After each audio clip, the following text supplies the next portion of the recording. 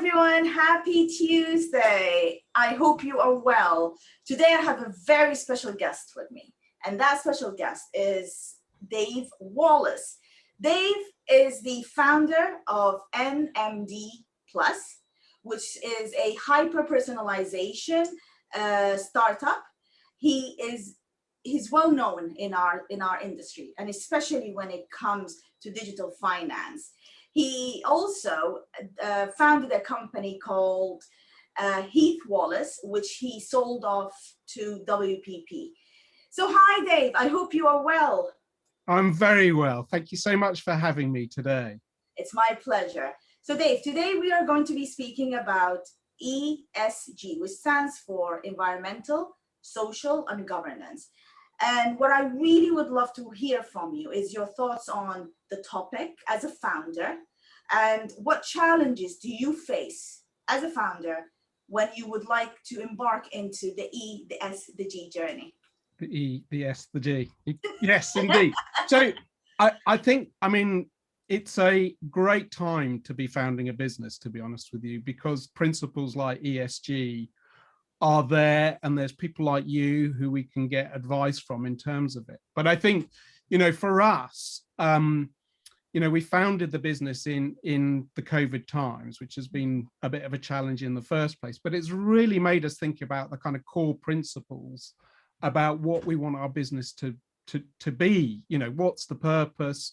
What do we want it to do from a kind of the ESG point of view? So if you take things like environmental principles, in my previous business, Heath Wallace, I had offices all around the world, and I spent a phenomenal amount of my time on planes. And I think, if you took that one thing, you could say, well, that's just kind of almost ridiculous now when you look back on it, because we live in a time where we can kind of do Zoom calls and things like that. So environmentally, we were able to say, well, our travel policy, nobody's getting on a plane unless it's absolutely necessary. So we can immediately kind of cut out things like carbon footprint. So, that's just a sort of example of a kind of principle that we looked at. And then, you can be, I guess, as we're sort of born in COVID, myself and my founders, we don't actually meet up that often because we're under lockdown and we can't. So, you think about that from a kind of a sort of social point of view. So we're able to kind of do things in a sort of very different, very flexible way, without sort of impacting things like people's sort of home lives, to be honest. So people are kind of working from home a lot, which means that they're able to kind of be with their families, and we've been able to adopt very flexible kind of working practices. So even as we sort of emerge from lockdown, we're not planning to kind of go back to everybody meet in an office and 9 to 5 or, even longer from a kind of agency point of view. We want people to have that sort of very flexible kind of mindset. So, and then in terms of, just picking off things like governance, for us, governance is important because, we're, again, a small founding business. And what we want is to sort of set principles in place that will be there as we grow. So we want things like our financial performance to be very transparent to people. We want things like our policies to be very transparent to people so that they can kind of see what we're up to as a business, that there's nothing kind of hidden. So, in a way, starting a business in COVID has been actually not a bad thing from an ESG point of view.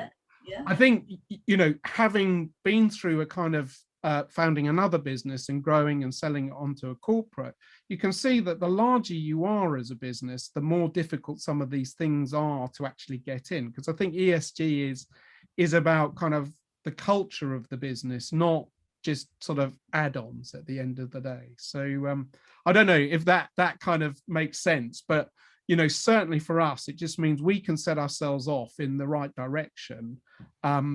And that means that ESG is embedded into us culturally right from the very start. And I think, one of the things that I think is it enables us to then focus on a few things which we're going to be very passionate about.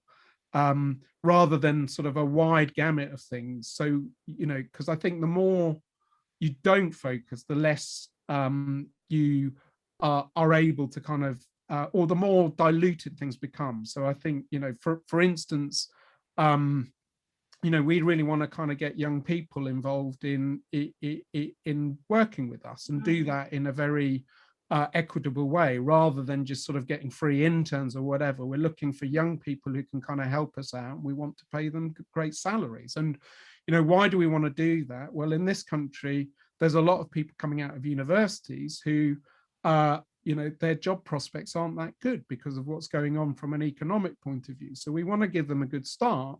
But it sort of actually works very well in our favor, because what we've seen is young people are coming out with, in terms of our industry, a lot of knowledge, a lot of mental flexibility, and, you know, there's a great quid pro quo. And I think for me, that's the kind of important thing, is making sure that, you know, you're not, this isn't about patronizing people. This is about making sure that you're really kind of embracing the opportunities on both sides. Well, this is interesting. So I'm so happy you're saying this, because one of the challenges that the companies I'm speaking to at the moment are facing is they don't know how do they really should communicate ESG. And they all want to be involved and they all want to embark into this journey, but they just don't know how. So this is timely vlog, because this is what I'll be discussing now. And basically what I always tell them, I say to them, it depends on which part of the ESG journey are you in. If you're applying it for the first time ever, then treat it as if it's a merger and acquisition, because you are changing the ways of working within your company. You are changing the culture. You are changing the mindset of your company to adhere to the new principles and policies. But if you are only changing and adding a little bit to what you already have from an E or an S or a G, then treat it as a change communications. Either ways, for both, the way I would recommend it and the way I personally implement it with my own client is that I use the principle of inform, lead, involve, and celebrate. Oh, and listen, I forgot the fifth, and listen. So what does that mean? I always forget my fifth, I don't know why. So what does that mean? Involve. Explain to your audience, whether internally or externally, why are you embarking into this journey? Then listen to them by creating the right channels and gathering the feedback from your audience and how would they want to be involved in this journey.